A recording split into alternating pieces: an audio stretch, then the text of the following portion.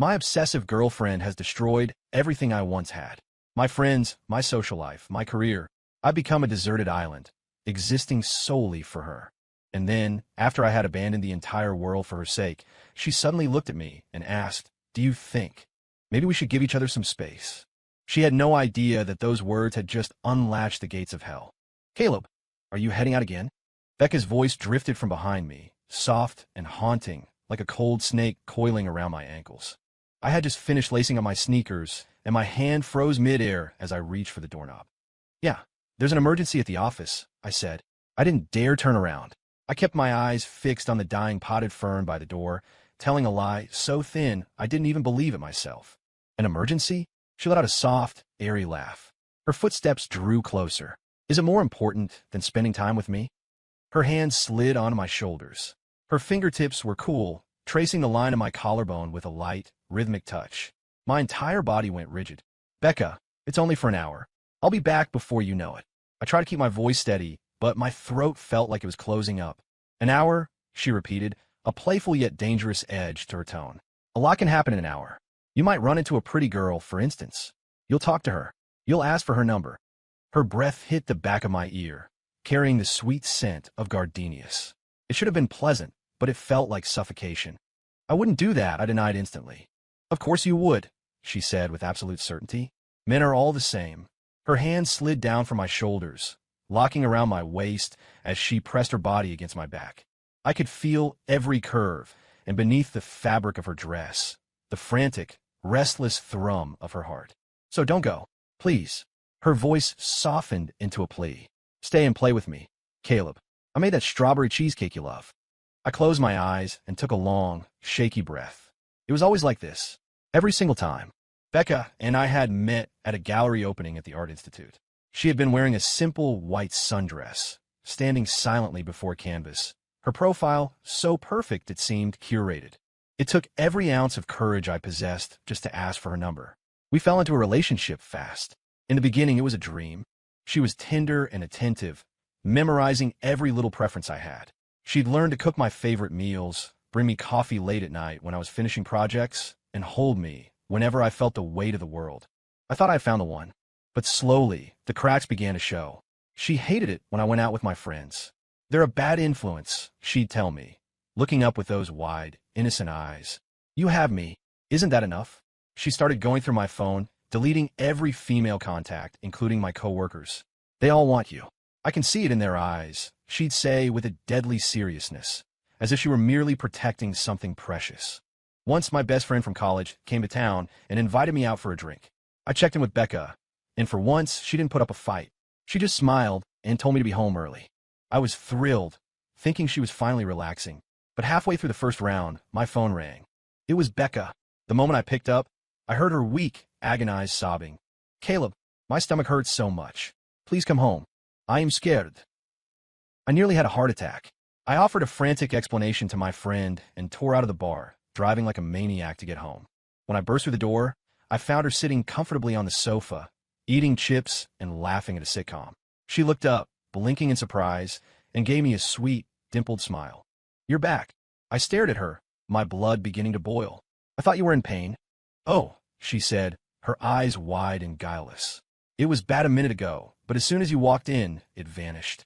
You're my painkiller, Caleb." In that moment, looking at her innocent face, I felt a chill that reached my marrow. After that, my friends stopped calling. They called me whipped and a ghost. I couldn't explain it to them, so I just took it in silence. Gradually, my world narrowed down until it was just Becca. She seemed thrilled by the result. She would curl up against me like a satisfied cat, whispering in my ear, "Now it's just us, Caleb. It's perfect." I figured this was how it would end. I would be trapped in this gilded cage of love until the day I died. But today, everything changed.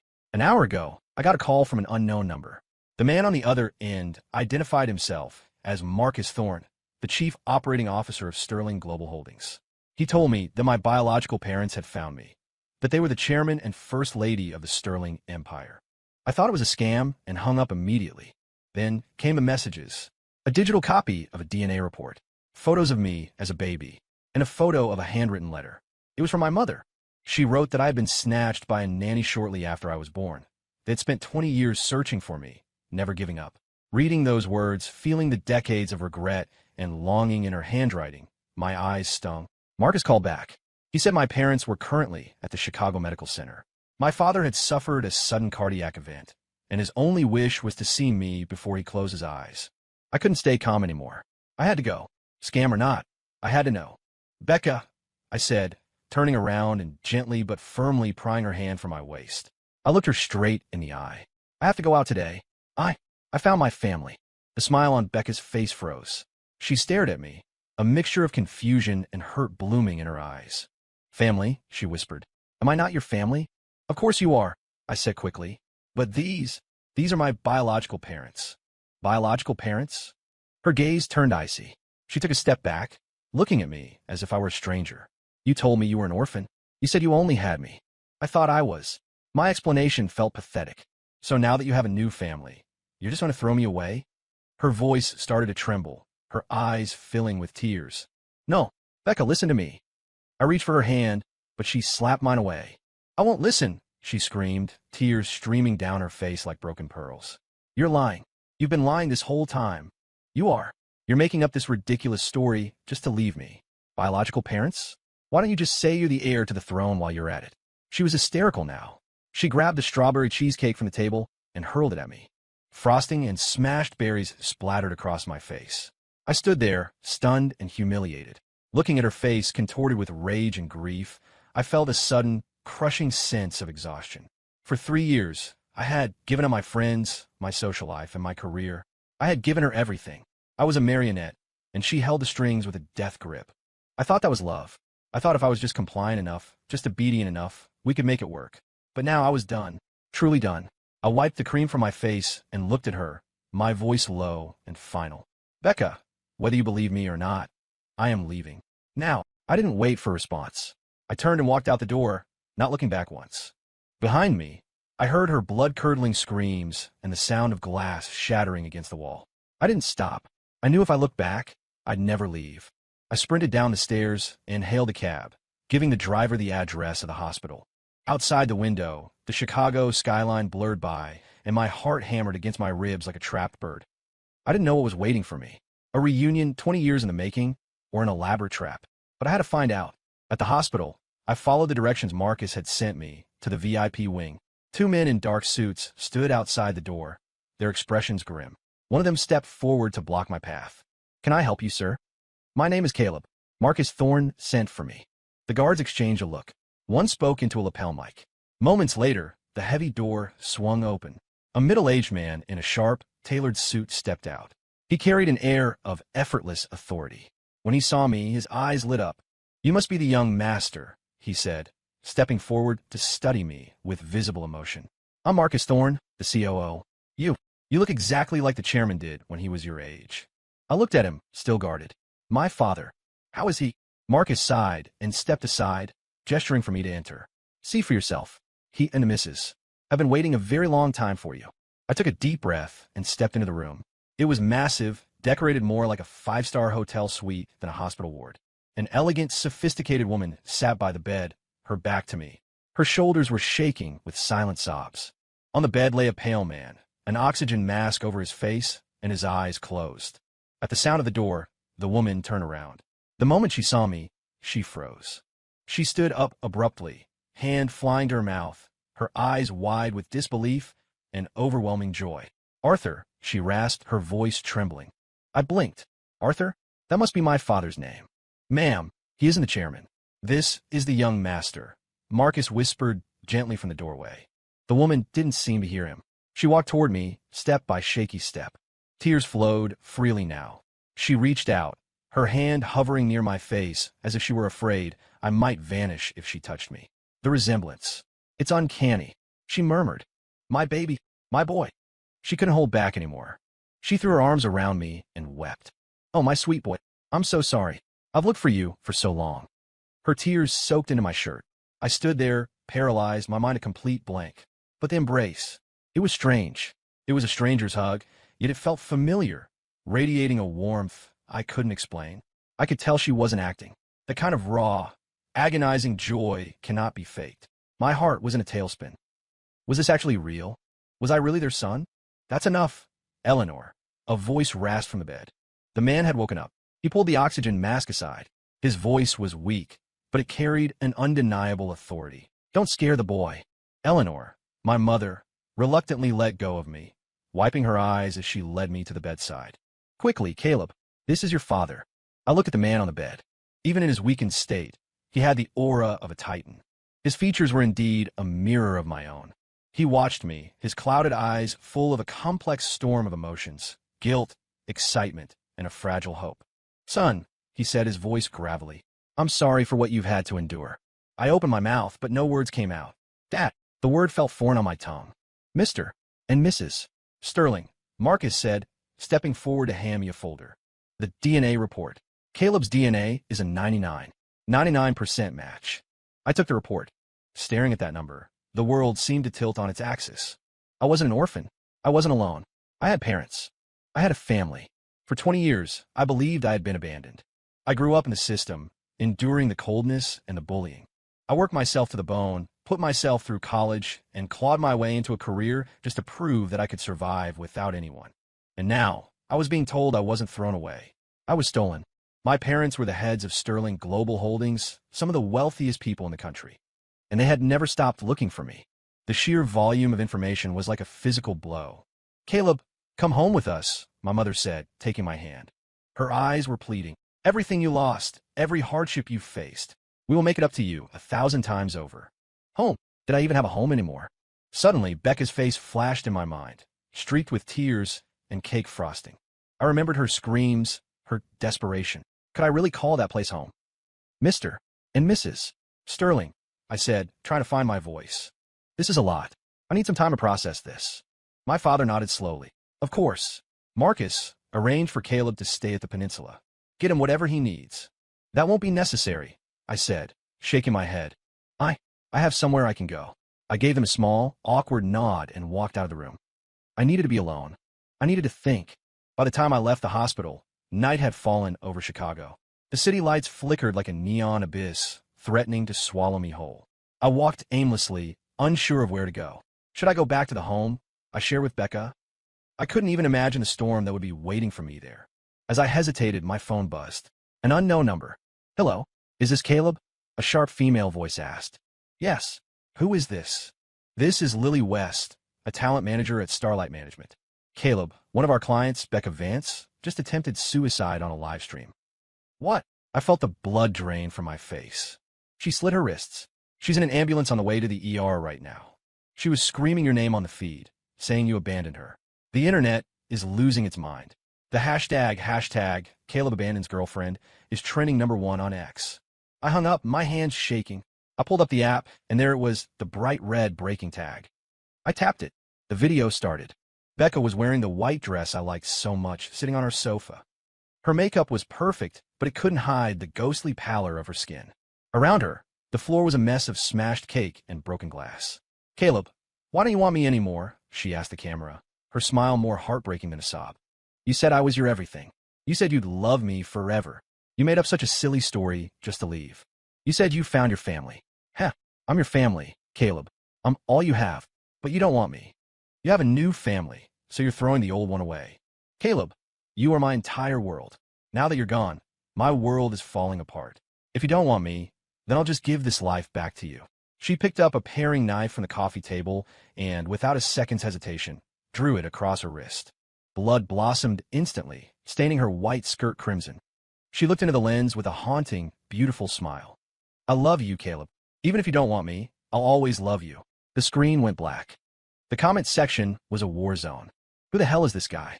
What piece of trash? He drove her to this. Dox him. He needs to pay. Poor girl, she's so beautiful. How could someone be such a monster? Caleb Sterling? Just wait, you're finished. I looked at the vitriol and felt the world spinning. She had done it. She had nailed me to a cross in front of the whole world. She was going to ruin my reputation, make me a pariah. She wanted me to know exactly what happened when I tried to leave her. By the time I reached the hospital, the ER entrance was swarming with reporters. Camera flashes exploded like strobes, blinding me. Mr. Sterling, what is your response to Becca Vance's suicide attempt? Is it true you dump her to gold dig your way into a wealthy family? Reports say your biological parents are the Sterlings. Is this a staged stunt? The questions were like knives. I was pinned in the middle of the crowd, unable to move, feeling like a man at a public execution. Just as I felt I was about to suffocate, several large men in black suits pushed through the crowd, forcibly clearing a path. Marcus Thorne emerged from the hospital, his expression grave. "Young master, follow me." He led me through a service entrance and into a private lounge. "Are you all right, sir?" Marcus asked, handing me a glass of water. I shook my head, my voice cracked. "Becca, is she?" "She's out of danger," Marcus said. "But this has exploded. The internet is calling for your head, and it's starting to affect the firm's stock." I closed my eyes in agony. I never thought she'd go this far. She didn't want to die. She just wanted to use her life as a leash to keep me tied to her forever. "I understand," I said, opening my eyes. They were cold now. "Marcus, I need you to do something for me." "Anything, sir." "Issue a statement." I looked him in the eye. "I am cutting ties with Becca Vance. Completely and permanently." Marcus hesitated for a fraction of a second, then nodded. "Understood. Our PR team is already on it." And I added, "Give me the best lawyer in the city. For the damage she's done to my reputation, I want her to pay tenfold. If she wanted a war, I would give her one." Sterling Global's PR machine was terrifyingly efficient. Within 30 minutes, a blistering statement hit the wires. The statement confirmed I was the long-lost son of the Sterling family, but flatly denied the allegations of social climbing or abandonment. It laid out the reality of my 3-year relationship with Becca Vance, the pathological control, the social isolation, and the constant threats of self-harm she used as a weapon. Finally, we attached an audio file. It was the recording of our final argument at the door. In the recording, Becca screamed, "You're making up this ridiculous story just to leave me. Biological parents? Why don't you just say you're the heir to the throne while you're at it?" My voice followed, sounding utterly drained. "Becca, I have to go. I'm leaving." The moment the audio dropped, the tide of public opinion turned violently. Holy crap, this girl is insane. Classic Yandere vibes. Listen to his voice. He sounds like he's on the verge of a breakdown. I feel for the guy. So she tried to isolate him, he finally had enough, and she staged a suicide to trap him. The fact that her first instinct was to mock him for finding his parents. That's chilling. The truth is out. The villain was actually the victim. Suddenly, people started digging into Becca's past. Old stories surfaced about her bullying girls in college out of jealousy. There were rumors she had slept with directors to steal roles. Overnight, her innocent girl image shattered. She went from the tragic victim to a calculating, manipulative predator. And I went from the most hated man in America to a survivor who had escaped a nightmare. I watched the comments flip, but I felt no satisfaction. I had won the PR war, but I knew Becca. This wasn't the end. She wouldn't just let it go. Sure enough, the next morning, a text arrived. "You're cruel, Caleb. You ruined everything I had." But that's okay. The game is just beginning. A cold shiver ran down my spine. I knew she was coming for me. I moved into the Sterling estate, a fortress-like mansion in the North Shore suburbs. The security was airtight, cutting off the noise of the outside world. With me there, my father's health began to improve. My mother spent every day trying to make up for 20 years of lost time, drowning me in the maternal affection I had never known. I tried to adapt to my new life as a Sterling. Marcus became my mentor, teaching me the ropes of the family empire. Sterling Global Holdings was a titan, with interests in real estate, finance, tech, and media. My days were filled with learning, my mind occupied by the business. I thought my life was finally back on track. I thought Becca had vanished from my world for good. I was wrong. A month later, at a high-stakes charity gala, I saw her again. She was draped on the arm of a man I recognized instantly, Blake Harrison, the CEO of Horizon Industries. Horizon was Sterling Global's fiercest competitor. Becca was wearing a black, off-the-shoulder gown, her makeup striking and bold. She looked radiant, but her eyes held nothing but icy malice.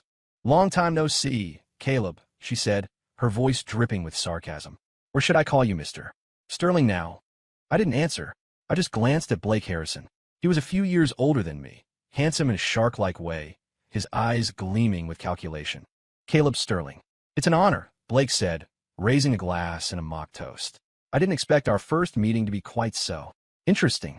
"I didn't realize your taste was so specific, Blake," I replied, looking pointedly at Becca. Blake's smile faltered for a second before returning. "Becca is a wonderful woman. I find her very inspiring." He pulled her closer to his side, marking his territory. Becca leaned into him, flashing me a provocative smile. "That's right, Caleb.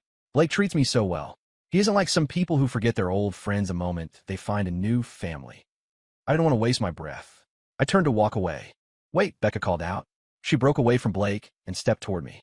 She lowered her voice, so only I could hear. You think you escaped, Caleb? I'm telling you right now.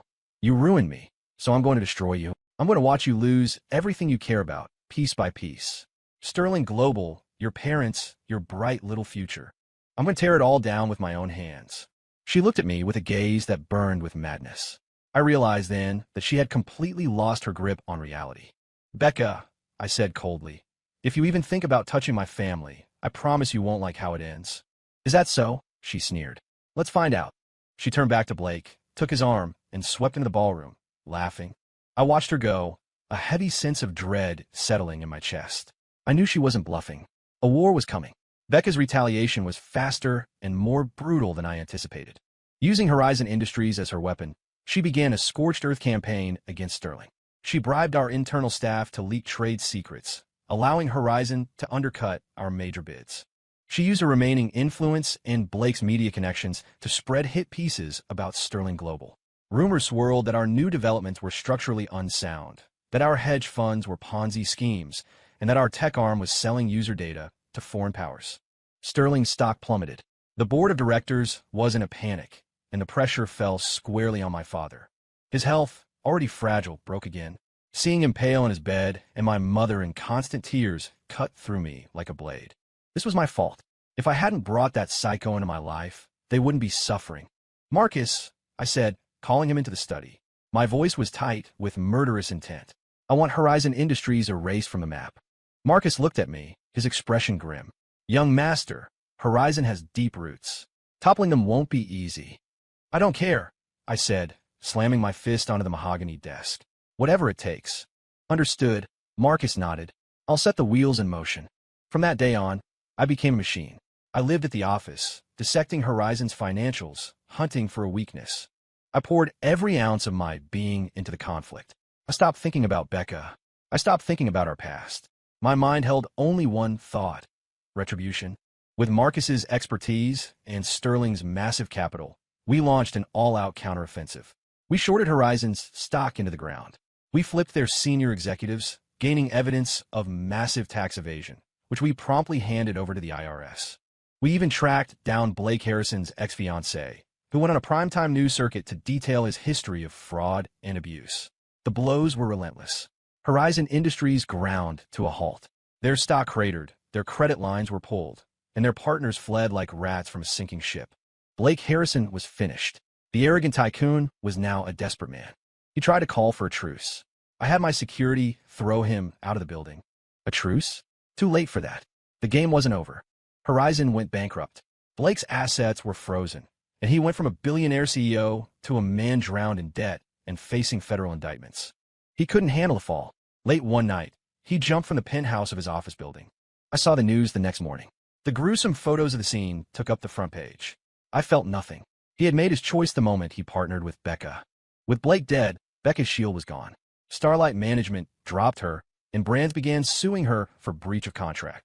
Overnight, she went from a star to a pariah. She called me 1,000 times. I blocked her.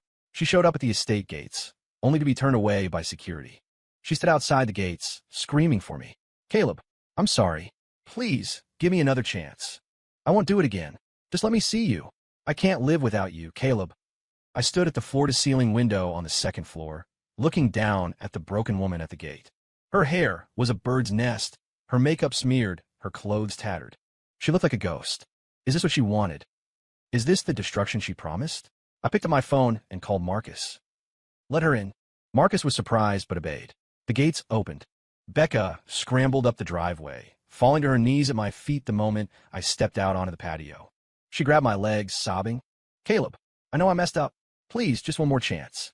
We can start over, just like before. I looked down at her, feeling a wave of pity mixed with disgust. Start over? Becca, do you really think there's a before to go back to? There is. There has to be, she cried. I'll do anything. I'll quit acting. I'll stay in the house. I'll never go anywhere. I'll just be yours. I don't want you, I said, kicking my leg free.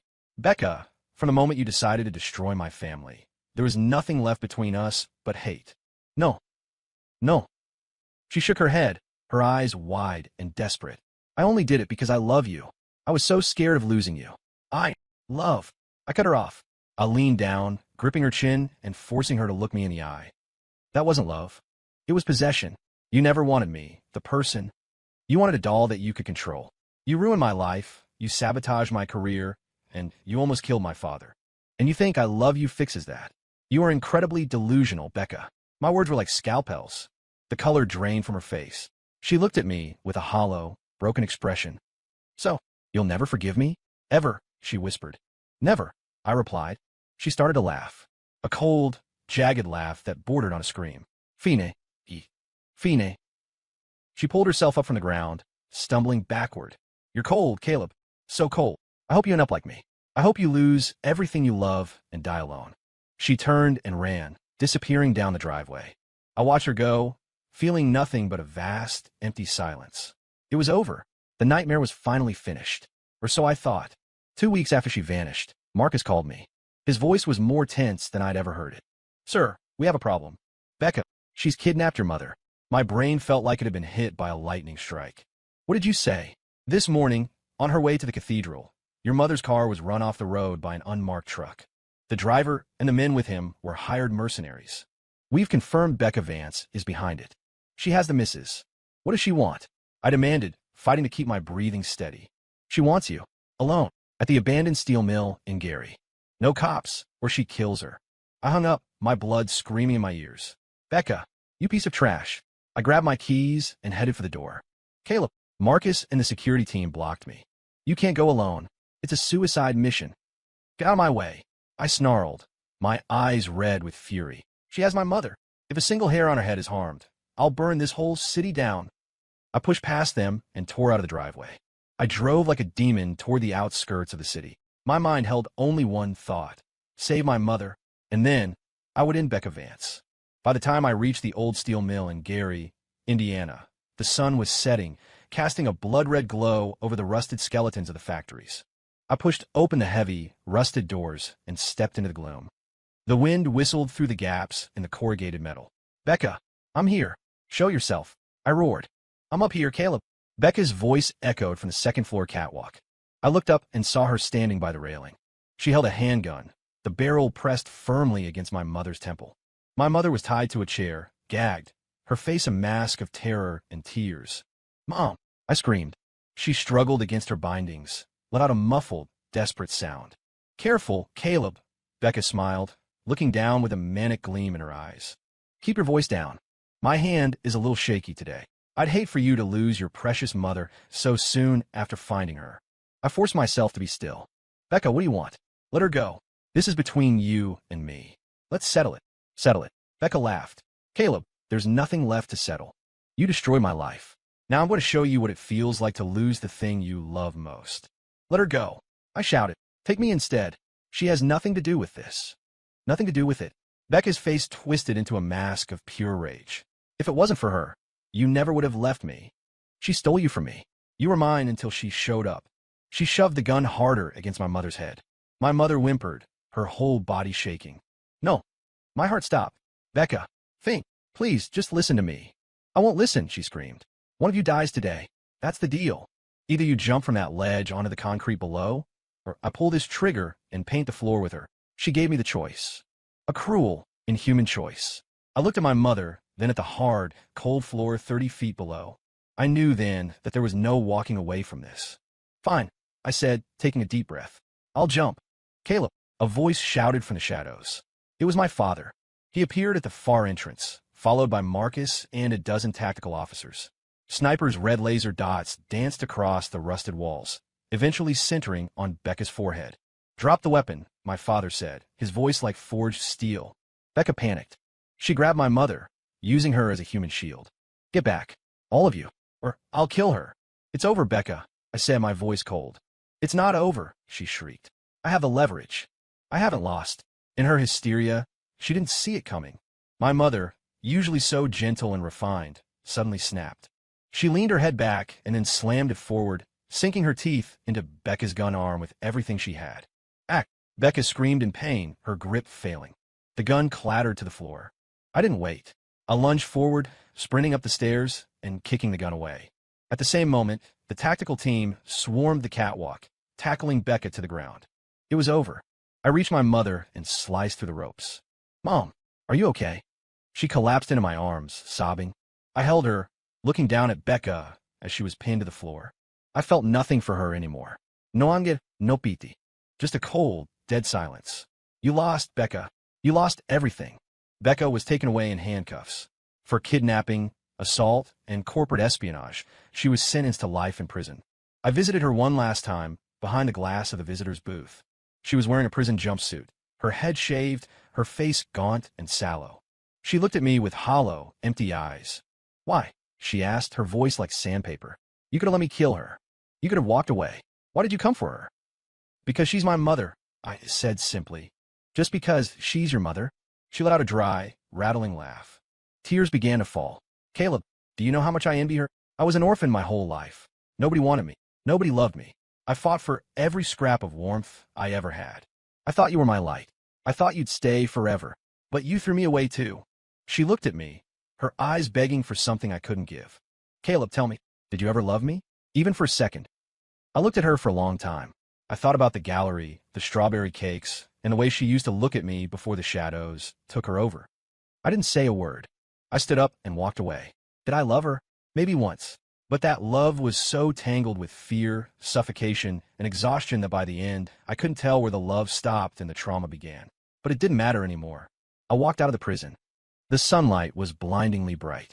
I squinted, seeing a car parked nearby. My parents were standing there, waiting for me. They were smiling. I took a deep breath and walked toward them. My new life was just beginning. The road ahead was long, but for the first time in 3 years, I knew I wasn't walking alone. Story complete.